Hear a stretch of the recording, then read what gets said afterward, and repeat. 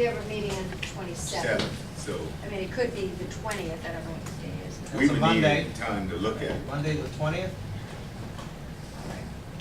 Give them that and let's get some feedback. Give them Okay. the 20th. Well, You we can- accept that? I accept it, We can try absolutely. to, okay, friendly's been made. Is there any commissioner that wishes to speak in opposition to the motion? I think I might want to say one concern. Commissioner Miller? Maybe I don't want to go all the way out and opposing, but I just want to make sure I'm right. So they generate the numbers, they generate the report. Your office looks at it, sees if there's any red flags or discrepancies or clear errors, right? And then you comment on that.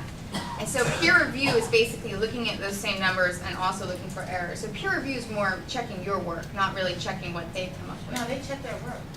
Right, but your office looks at it Right. and makes any analysis of any problems or red flags? And they would go through and do that too? Or, I mean, how is what the peer review different than what your office does? The peer review will basically confirm whether the analysis that was done is correct or not. And that's the analysis they did or your office did? No, they did. Okay. Yeah. So what analysis does your office do initially? We When you review look the at it? document and we, figure out, oh, well, these numbers based on the counts and based on what they're telling us that the level of service is gonna be, it's valid first and, DDOT can live with this. And also, it's not only the TIS, but the programs that the applicant, or commitments that the applicant is willing to make to reduce vehicle trips and increase, other modes of transportation. Is there any commissioner wishing to speak further on this motion? Mr. Chairman, Commissioner Lanning? should the motion, we have a motion seeking this, but should we also clarify who's paying for it?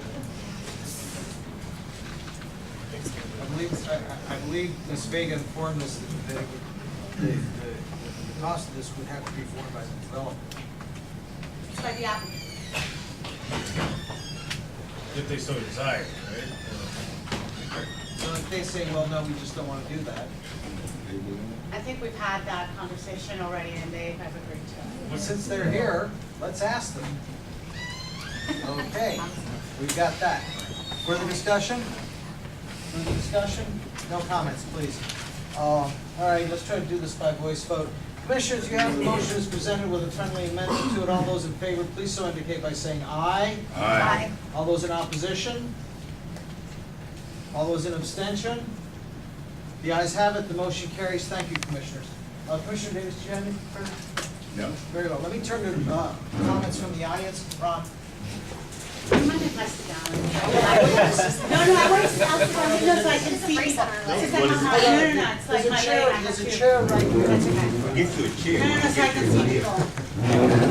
The reason I raised my hand before is because a lot of us live in that area and use those every day. And there are some considerations that we have, I think, that haven't been voiced because I don't think all the commissioners have the same experience.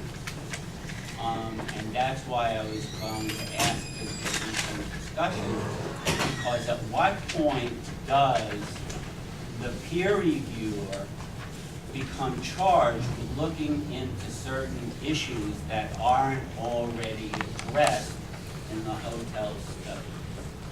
For instance, since the last meeting, I made it a commitment to drive up and down the alley behind the proposed site of the hotel. And it's barely wide enough for two cars to get through. On two occasions, I had to back up Caloran Road because a garbage truck coming down the alley couldn't make the turn out of the alley onto Caloran Road.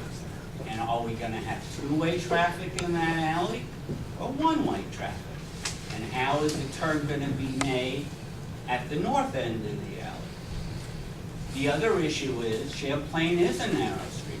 It has parking on both sides. So the real question is, how much width is available for the two-way traffic to pass? I've lived there since 1994. I don't go up Champlain anymore because I can barely get by with cars parked on either side and just another car coming intermittently. So I go up the alley. There are kids that play on the street and in the alley, believe it or not. It is a residential neighborhood. You're gonna have increased traffic. What about the impact upon the kids who walk to school? They walk down Champlain Street to Marie Reed. They walk down Euclid Street to read Cook. They, I don't even know, I don't know if is there another hotel that is comparable to having been built on a narrow side street? The statistics, we were told that there would be a taxi drop-off on Euclid and a port share on Champlain to drop or pick up other people. Your time is up, by the way. Well, But I mean, can you get? that's really nice, Commissioner. Well, I'm really interested. Ms. Vega? Well, I don't know what the question is. There wasn't a question. The question was, do we get a chance to put input into what are the questions that the third party, independent reviewer looks at? Right. No, the questions, I think, like I've explained, the peer review is just for what was submitted on this. If you have other concerns, you can definitely voice them at the zoning hearing. What the hell do you do? I'm sorry. No soup for you. It's not her fault, but what does that office do? Okay, Well, I mean, in some of the concerns, I mean, it's. Gabriella, we're trying to, We gotta an keep orderly moving meeting here. Okay, sorry. Mr. Cloud? I have a question. The discussion about traffic thus far has been entirely on the level as though one day everybody woke up and the hotel was just there. And it's got the 3 taxi zones and it's got this, it's got that.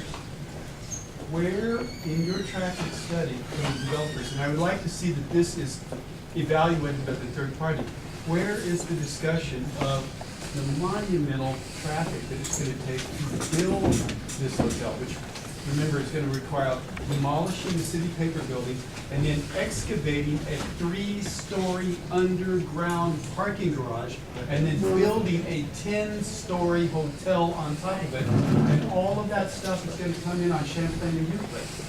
And giant cranes, et cetera, et cetera. You know the deal. Right. You've not mentioned that at all. I would like to see where is the whole construction phase of this hotel in the traffic study and in DDOS, DDOT never does that because, I know that you are shocked, but the reason is I'm not because, shocked, but. well, the fact is that we don't know whether this hotel will be approved or not. What happens is, if the hotel is approved, then that process is taken through the permitting office. And at that point, they have to submit a maintenance and traffic plan, just like all the other hundreds of construction sites in the city that determines when all these operations can take place, if any parking can or has to be removed, when the loading and offloading go, if any sidewalks, could potentially be closed or not.